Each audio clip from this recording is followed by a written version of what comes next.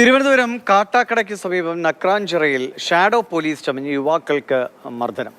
വെള്ളനാട് സ്വദേശികളായ വിഷ്ണുവിനും മനുവിനുമാണ് പരിക്കേറ്റത്. യുവാക്കളെ കത്തികാട്ടി ഭീഷണിപ്പെടുത്തി ബൈക്കിൽ കയറ്റിക്കൊണ്ടുപോയി മർദ്ദിക്കുകയായിരുന്നു. ഗൂഗിൾനാഥ് വിവരങ്ങളുമായിട്ട്. ഗൂഗിൾ, എന്താണ് സംഭവിച്ചത്? ഷാഡോ പോലീസായി ചമഞ്ഞു എന്ന് പറഞ്ഞാൽ എങ്ങനെ?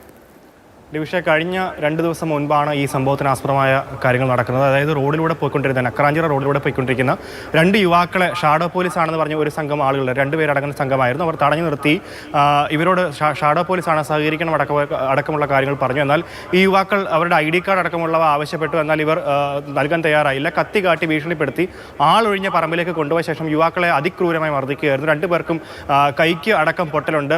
വെള്ളനാട് സ്വദേശിയായ മനുവിനും അതേപോലെ തന്നെ കൂടെ ഉണ്ടായിരുന്ന യുവാവിനും അതിക്രൂരമായ മർദ്ദനമാണ് നേരിടേണ്ടി വന്നത്. എന്നാൽ അതേ തുടർന്ന് പോലീസിൽ പരാതി നൽകുന്നു. പോലീസ് അന്വേഷണത്തിനൊടുവിൽ നിലവിൽ ഒരാളെ കസ്റ്റഡിയിൽ എടുത്തിട്ടുണ്ട്.